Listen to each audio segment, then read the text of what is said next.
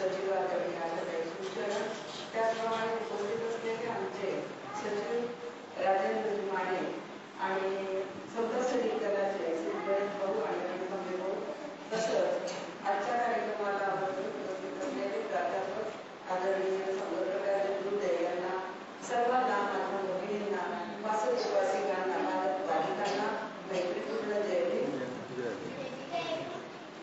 आत्ताच आपल्याकडे ग्रंथाचं वाचन करत असताना अतिशय सुंदर असं वाचन त्यांनी केलं. खरोखर की लहान लेख बसलेले त्यांनी शांतपणे ऐकलेलं आहे. मी त्यांचं मनापासून अभिनंदन करते. कारण ग्रंथ वाचन करत असताना तुम्हाला कळलं की हे फार महत्त्वाचं नसून तुम्ही शांतपणे ऐकून घेतलं, ते अतिशय चांगली बाब आहे. तसंच आज आता या ठिकाणी मला काही आणि आमच्या कृष्णने वाचन केलेलं आहे, 2 शब्द बोलावे. तर काल पौर्णिमा झालेली आहे, भाद्रपद पौर्णिमा, आणि त्याच्या अगोदर 17 तारखेला आयुष्यमान आदरणीय भैयासाहेब यशवंतराव आंबेडकर यांच्या स्मृती दिनाच्या निमित्तानं सलग असे कार्यक्रम झालेले आहेत. आज या ठिकाणी सर्वांनाच माहिती आहे भैयासाहेब आंबेडकर, यशवंतराव आंबेडकर हे डॉक्टर बाबासाहेब आंबेडकरांचे आणि माता रमाईचे ते खूप त्यांचे पुत्र आहेत. आणि त्यांच्या आयुष्यामध्ये आपल्या वडिलांनी जे काम केलेलं आहे त्या कामाची पूर्ण माहिती भैयासाहेबांना होती. आणि जे काम बाबासाहेबांच्या नंतर मी केलं पाहिजे एक अनुयायी म्हणून, ते त्यांनी आपल्या मनामध्ये ठरवून टाकलेलं होतं. वास्तविक पाहता डॉक्टर बाबासाहेब आंबेडकरांचं त्यांचं शिक्षण काय झालेलं नव्हतं आणि त्याला वेगळी कारणं आहेत. परंतु शिक्षणाअभावी मी काहीच करू शकत नाही असं मात्र भैयासाहेबांच्या आयुष्यात कुठेही कधीही घडलेलं नाही. कारण राजकारण असेल, समाजकारण असेल, अर्थकारण असेल किंवा धर्मकारण असेल, अशा प्रत्येक गोष्टीत त्यांनी स्वतः वेगवेगळी भाग घेतलेला आहे. ते आमदार म्हणून पण राहिलेले आहेत. बौद्ध पंचायत समितीमध्ये त्यांनी अतिशय चांगल्या पदाचा आपला उपयोग करून समाजाला बौद्ध बनवण्यासाठी प्रयत्न केलेले आहेत. बाबासाहेब म्हणाले होते की अखंड भारताला मी बौद्धमय करीन किंवा करायचं आहे. असं पाहता बाबासाहेबांनी अखंड भारत हा कागदोपत्री लिगली बौद्धमय केलेलाच होता. परंतु हे करत असताना माणसं जर बौद्ध विचाराचे नाही झाली तर बौद्धमय कसा होणार याचा त्यांनी जन्म बांधला. आणि त्या दृष्टिकोनातून त्यांनी भारतीय बौद्ध महासभेमध्ये द्वितीय अध्यक्ष म्हणून आपली जबाबदारी सांभाळत असताना वेगवेगळ्या विभागामध्ये त्यांनी स्वतःचा सहभाग नोंदवून प्रत्येक गोष्ट जशी बाबासाहेबांनी चौकस नजर ठेवून प्रत्येक व्यक्तीच्या शेवटच्या माणसाच्या दुःखाचा भाग काय आहे तो जाणला होता. आणि मग त्यांनी त्यांचं काम चालू ठेवलेलं होतं. आणि मग हे करत असताना वेगवेगळ्या गोष्टी आपल्या माणसाच्या संदर्भाच्या बाबासाहेबांच्या निधनानंतर पूर्ण राहिलेल्या होत्या. काही काळ जर बाबासाहेब जिवंत राहिले असते तर बऱ्यापैकी आपल्याला दिशा मिळाली असते. परंतु जरी नसेल तरी मला काय काय करता येऊ शकतं हे त्यांनी जाणलं आणि त्या अनुषंगाने त्यांनी विविध क्षेत्रामध्ये आपलं अस्तित्व आणि आपला प्रभाव टाकलेला. ते राजकारणातला भाग असो किंवा कुठलाही असो. बाबासाहेब म्हणाले होते की माझा मुलगा सोन्यासारखा आहे. आपला मुलगा कमी शिकलेला आहे, आपल्या मुलाबद्दल माझ्याबद्दल कोणी किती अफवा उडवल्या, किती आमच्यामध्ये मतं चांगली नसतील असं बोललं असेल तरी पण जो विश्वास स्वतःच्या मुलाबद्दल एका वडिलांनी चालवलेला आहे याला तोड नाही. आताच्या जगामध्ये जेव्हा आपण बघतो की आपल्या मुलाबद्दलचा एवढा विश्वास असलेला बाप विरळाच आहे. आणि म्हणून त्यांनी सांगितलं की माझा मुलगा सोन्यासारखा आहे. आता एक मुलगा जर त्यांना एकुलता एक असेल तर सोन्यासारखा असेल तर त्याचं काहीतरी कर्तव्य म्हणतं. आणि मग मी आणि तुम्ही त्यांना भैया म्हणतो, अर्थात तो आपला भाऊ आहे. याचाच अर्थ भैयासाहेब आंबेडकर हे एक बाबासाहेबांचे पुत्र नसून अनुयायी आहेत अशा पद्धतीने जीवन जगलेले आहे. त्यांच्या विविध अंगाने बाबासाहेबांनी मिळवलेल्या अनेक गोष्टी अर्थात आर्थिक असतील, सामाजिक असतील किंवा राजकीय शैक्षणिक असतील याच्यामध्ये त्यांनी कुठलाही फायदा घेतलेला नाही. त्यांचा मुलगा म्हणून मग ते पी सोसायटीचा का भाग असेल ना, त्यांनी तशा पद्धतीचं कुठेही मला याचा फायदा झाला पाहिजे असं वागलेले नाही. आणि हे न करता मला स्वतःला माझ्या स्वतःच्या श्रमाने काही करता येऊ शकतं का? आणि मग त्यांनी वेगवेगळ्या कारखान्यांमधून काम करण्यासाठी प्रयत्न केला. त्यांनी प्रेस चालवली. त्या प्रेसचं नाव त्यांनी भारतभूषण असं प्रेस ठेवलेलं होतं बाबासाहेबांनी. त्या प्रेसमध्ये त्यांनी थॉट्स ऑन पाकिस्तान हा ग्रंथ तिथं हे केलेला आहे, स्वतः छापलेला आहे भैया साहेबांनी. अर्थात भैया साहेबांनी हा ग्रंथ जरी छापलेला असला तरी बाबासाहेबांनी मुकुंदराव आंबेडकर आणि यशवंतराव आंबेडकर यांना ग्रंथ अर्पण केलेला. ही पिता पुत्रांच्या विषयी असलेली एकमेकांच्या बद्दलची जी नातेसंबंध आहे, एक अनुयायाला शिष्याला कसं वागवलं पाहिजे गुरुनी, हे त्या ठिकाणी आपण लक्षात घेतलं पाहिजे. असे विविध अंगाने भैया साहेबांच्या अंगात अनेक असे गुण होते की एका गुणाबद्दल जरी बोलायचं म्हटलं तर आपल्याला हा वेळ कमी आहे. पुष्कळच्या बाबीमध्ये भैया साहेबांनी स्वतःला प्रतिष्ठित केलेला आहे की माझ्या शिष्याचं नाम हे आहे, मी भारतीय बौद्ध महासभेचा जर तृतीय अध्यक्ष असेल तर मला काय करावं लागेल. तेव्हा तो संशय बाबासाहेबांच्या डोक्यात असलेली आणि किती ध्येय उद्दिष्ट भैया साहेबांना कसं काय करणार आहे. परंतु जो काही कायदा होता तो भैया साहेबांनी आत्मसात केलेला होता, थोडाफार त्यांना माहीत होता आणि त्या अन्वये त्यांनी काम केलं. पहिलं काम त्यांनी कोणतं केलं असेल तर बाबासाहेबांच्या मुंबईमध्ये पुतळा बसवण्यासाठी त्यांनी खूप मोठा प्रयास केलेला. त्याचप्रमाणे चैत्यभूमी या ठिकाणी त्यांनी बाबासाहेबांच्या स्मृतीचं स्मारक बनवण्यासाठी प्रयत्न केला. त्यांनी 40x40 ची जागा मागितली होती, ते मिळालेली नाही. मात्र जी पण जागा मिळाली त्याचा त्यांनी सदुपयोग केलेला आहे. आता या जागेमध्ये मला आधी अंगावर चिवर किती गरजेचं आहे. मी जर चिवर घेतलं तर तो आदर्श माझ्या भावनांसमोर असेल आणि म्हणून सर्वात प्रथम त्यांनी श्रामणेरची दीक्षा घेतली. कश्यप या नावाने त्यांनी आपले काही दिवस जीवनामध्ये ते राहिले.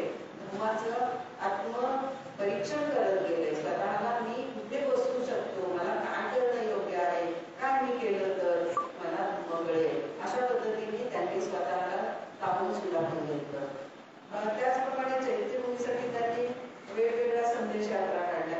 एक पैल आपल्या समाजातल्या लोकांनी दिली आणि तेव्हा पुढे चैत्यभूमी बनवली.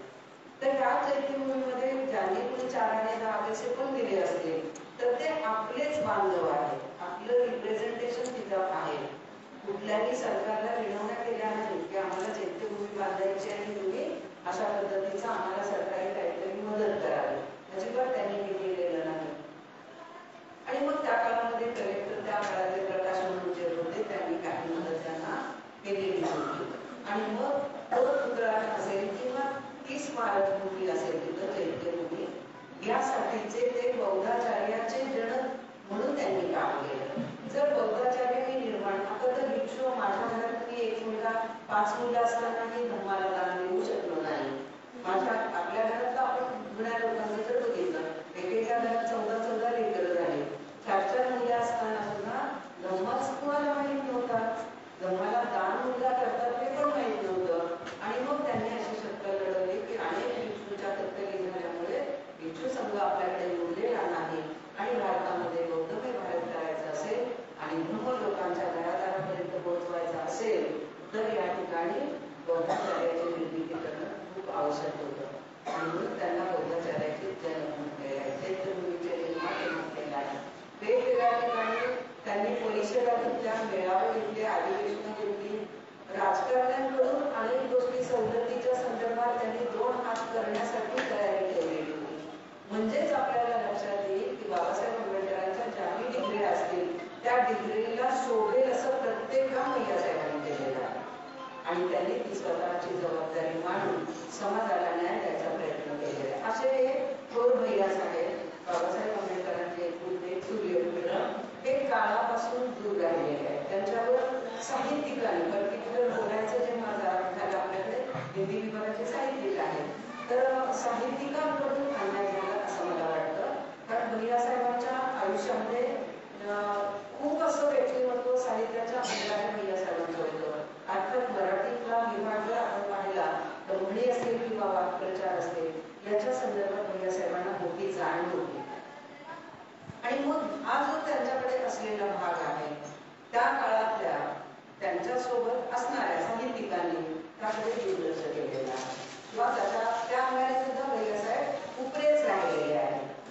म्हणजेच भैयासाहेबांना बाबासाहेबांचा सुपुत्र म्हणून जेव्हा आपण बघतो तेव्हा फक्त बाबासाहेबांचा पुत्र म्हणून न बघता भैयासाहेबांनी केलेल्या चौफेर कामाची दखल घेणं आज काळाची गरज आहे असं मला वाटतं. आणि त्या अनुषंगाने येणाऱ्या पिढीला भैयासाहेब कळणं खूप गरजेचं आहे. कारण असा आदर्श एक पुत्र आणि एक पिता, एक शिष्य आणि एक गुरु हे जे नातं आधुनिक भारताच्या शिल्पकाराने घटनाकाराने या जगाला दिलेलं आहे आणि अशा व्यक्तिमत्वाचा कुठेतरी उल्लेख थांबलेला आहे तो व्हावा ही एक या आजच्या भैयासाहेबांच्या जीवनविषयी बोलत असताना खंत मी व्यक्त केलेली आहे. त्यावर अनेक लोकांनी लक्ष द्यावं आणि त्यांच्या विविध अंगाला स्पर्श करावा असं मी या ठिकाणी सांगू इच्छिते. त्याचप्रमाणे काल भाद्रपद पौर्णिमा झालेली आहे. भाद्रपद पौर्णिमेच्या निमित्तानं ज्या पण घटना वर्षावसाच्या काळामध्ये घडतात ही तिसरी पौर्णिमा आहे. वर्षावस काळातील भाद्रपद पौर्णिमा ही तिसरी आहे. या तिसऱ्या पौर्णिमेमध्ये ज्या महत्वपूर्ण घटना घडलेल्या आहेत त्या घटना त्या त्या काळामध्ये जरी घडलेल्या असल्या आणि या पौर्णिमेला जर त्या भिन्न करत असतील पौर्णिमेला त्या व्यक्तीच्या व्यक्तिमत्वावर त्याच्यामध्ये राजा प्रसेनजित असेल, राजा बिंबिसार असेल. अक्षरशः प्रसेनजित राजाला तर 14 वर्षानंतर 14वा जो वर्षावास होता त्या वर्षावासाच्या काळामध्ये तथागत भगवान बुद्धांनी दीक्षा दिलेली आहे. म्हणजे 14 वर्षामध्ये प्रसेनजित राजाला बुद्धांचं जे पण काही बघणं अनुभवता आलेलं आहे, आपल्या डोळ्यासमोर बुद्धांचा अस्तित्वाचा सहवास त्यांना लाभलेला आहे. अशा प्रकारचं राजा बिंबिसार सुद्धा त्यांनी सुद्धा असा विचार केलेला होता. सुरुवातीलाच राजा बिंबिसारांची राजगुरुला जेव्हा भेट होते तेव्हा ते सांगतात की तुम्ही माझ्या मित्राचेच आहात सुपुत्र, तुम्हाला कुठे काही अडचण असेल तर मी तुम्हाला अर्ध राज्य देतो, तुम्ही माझ्याकडे अशा पद्धतीने राहावं. परंतु तेव्हा सिद्धार्थ सांगतात की नाही, मी घर त्याच्यासाठी नाही सोडलं, माझे ते संकल्प वेगळे आहे आणि म्हणून मी अशा पद्धतीने काही स्वीकारू इच्छित नाही. तरी पण बिंबिसार राजा त्यांना विनंती करतात की यानंतर तुम्हाला जेव्हा तेव्हा सम्यक संबुद्धत्व प्राप्त होईल तेव्हा तुम्ही माझ्या राज्यात पुन्हा एकदा आगमन करायचं आहे. आणि मग तसं आगमन होतं आणि तेव्हा त्या राजाने आपल्या काही इच्छा बाळगल्या होत्या. 11 प्रकारच्या इच्छा त्यांनी बाळगल्या होत्या की मी या म्हणजे राजगर प्रदेशाचा मी राजा असलो पाहिजे, माझा अभिषेक झाला पाहिजे. बघा मोठ्या लोकांच्या मोठ्या इच्छा असतात आणि समाजाच्या कल्याणात त्या इच्छा असतात आणि त्या इच्छा त्यांच्या भगवंताच्या तिथे जाण्यामुळे त्यांना दीक्षित करण्यामध्ये परिपूर्ण होतात. अशा इच्छा धारण करण्याचा फायदा आजच्या जगात सुद्धा किंवा आम्हाला लागू शकतो. आपण तो मिळवू शकतो. आपल्याला अष्टशील, पंचशील, दशशील कळणं, बुद्ध कळणं, अष्टांग मार्ग कळणं, आर्य सत्याचं ज्ञान होणं या गोष्टीच्या द्वारे आपल्याला या गोष्टी खरोखर कळू शकतात. आणि म्हणून राजा बिंबिसाराला दीक्षा दिलेली आहे, राजा प्रसेनजिताला दीक्षा दिलेली, अशा पद्धतीने अनेक लोकांना त्या काळामध्ये दीक्षा दिल्या गेलेल्या आहेत. आणि असं दीक्षित होण्याचा काळ म्हणजे फक्त या भिक्षुणमध्ये प्रतिष्ठित एवढं म्हटल्याने होत होतं. काही भिक्षूंनी त्या काळामध्ये महाप्रजापतीने जेव्हा अट्टहास केला होता की भिक्षुणी संघ निर्माण करावा, आनंदाकडे त्यांनी 2 वेळा विनंत्या केल्या आणि तथागतांनी मात्र त्या नाकारल्या होत्या. मग आनंदाला कसं वाटलं की त्या तुम्हाला दूध पाजणाऱ्या आहेत, तुम्हाला जगवणाऱ्या तुमच्या हात आहेत, त्या एवढं अंतर 73 किलोमीटर अंतर चालून आलेल्या आहेत, आपण त्यांना भिक्षुणी संघाचं परवानगी द्यावी. आणि मग काही प्रश्न असे आडवे विचारले जातात, तुम्ही महिलांच्या बद्दल असं वगैरे काय तुमच्या डोक्यात आहे की काय? तेव्हा तथागत म्हणतात अजिबात तसं काही नाही, परंतु मी आता तुमच्या आग्रहाखातर महिलांना भिक्षुणी होण्याची संमती देत आहे. आणि मग असंही सांगू इच्छितो की ज्यावेळी महिलांचा सहभाग भिक्षू संघामध्ये आणि भिक्षुणी संघामध्ये होईल तेव्हा धर्माचा प्रचार आणि प्रसार 500 वर्षच होईल. जो 1000 वर्ष होणार आहे तो होणार नाही. मग त्याची कारणं पण सांगितलेली आहे. त्यावेळेस गौतमीला प्रजापतीला तथागत सांगतात की तुला माझे मी सांगितलेले 8 धर्म गुरुचे जे काही नियम आहेत ते तुला पाळावे लागतील. आईला म्हणून नव्हे तर तू एक भिक्षुणी संघात भिक्षुणींचं रिप्रेझेंटेशन प्रतिनिधित्व करत आहेस, तर हे 8 गुरुधर्म तू पाळलेच पाहिजे आणि ती हो म्हणत असते. आणि याही व्यतिरिक्त भिक्षू संघापेक्षा 311 नियम भिक्षुणी संघाला होते. आणि मग अशा पद्धतीच्या महाप्रजापती गौतमीला त्यांनी उपसंपदा दिलेली असताना भिक्षुणी संघ सुद्धा त्यांच्या विरोधात एके वेळी बोलतात की आम्हाला सर्व भिक्षूंनी दीक्षा दिलेली आहे, भिक्षू संघाने आम्हाला दीक्षा दिलेली आहे, आमची उपसंपदा केलेली आहे आणि मग महाप्रजापतीची तर उपसंपदा झालेलीच नाही. अशा प्रकारे त्यांच्यावरती संशय व्यक्त केला जातो. मग भिक्षू संघामध्ये पण तसा संशय होतो की आमच्या भिक्षुणींना उपसंपदा प्रवचा देण्याची जी पद्धत आहे त्याच्यासाठी जो भिक्षू संघ लागतो, गौतमीच्या बाबतीत असं काही झालेलं नाही. आणि मग त्या दोघांचंही मनाचं निरसन तथागत करताना सांगतात, ज्या दिवशी मी तिला म्हटलं होतं की 8 गुरुधर्म तुला पाळायचे आहे, त्याच दिवशी तिला उपसंपदा दिली गेलेली आहे. आणि मग अशा पद्धतीने तिची उपसंपदा प्रवचा झालेली आहे. आणि मग त्याच्यानंतर ती भिक्षुणी संघाची श्राविका अग्र ठिकाणी थांबते आणि मग पूर्ण भिक्षुणीमध्ये जवळपास 73 भिक्षुणींना तो सन्मान प्राप्त होतो. हा महिलांसाठी खूप महत्वाचा भाग आहे. आतापर्यंत तर आपण खूप मागे राहिलो आहोत आपल्या शिक्षणामुळे, आपल्या परिस्थितीमुळे, परंतु आता ते दिवस नाही. आता आपल्याला चांगले दिवस आलेले, आपण थोडंफार वाचू शकतो, समजू शकतो, अशा वेळी एकत्र येऊ शकतो आणि धम्माचा विचार विनिमय एकत्र बसून चर्चा करून गज्जी घराण्यासारखं आपल्याला आपल्या समस्या सोडवता येऊ शकतात. आत्ताच अण्णासाहेबांनी सांगितलं की लिच्छवीचे लोक जेव्हा तथागतांकडे आगमन करतात तेव्हा ते म्हणतात तुम्हाला देवाचं दर्शन घ्यायचं आहे का. हा जो भाग आहे तो महापरिनिर्वाण सूत्रामध्ये खूप मोठ्या प्रमाणात अतिशय विस्ताराच्या स्वरूपात आलेला आहे. आणि मग देव ही संकल्पना अतिशय उच्च कोटीची, अतिशय सोप्या भाषेतली आहे. फक्त आपण न वाचल्यामुळे आपल्याला ती अवघड वाटते आणि आपण फक्त 33 कोटी देवाची रूपं बघत गेलेली आहोत. त्यामुळं देव संकल्पना समजून घेताना तथागतांचा विचार, तथागतांनी दिलेला संदेश, त्यांचा उपदेश आपल्या आयुष्यामध्ये केवळ 5 शील पाळून जरी आपण पूर्ण करू शकू का, दररोजच्या जीवनामध्ये आचरणात आणू शकतो का, ठीक आहे. वर्षभरात नाही करू शकत, 3 महिने वर्षानुसारचा काळ आहे, ठीक आहे. 3 महिने नाही जमलं, परंतु प्रत्येक पौर्णिमेला तरी आपण करू शकू का, उपोषणाच्या दिवशी करता येईल का, 500 तर पाळता येईल का, आपल्याला अष्टशील पाळता येईल का.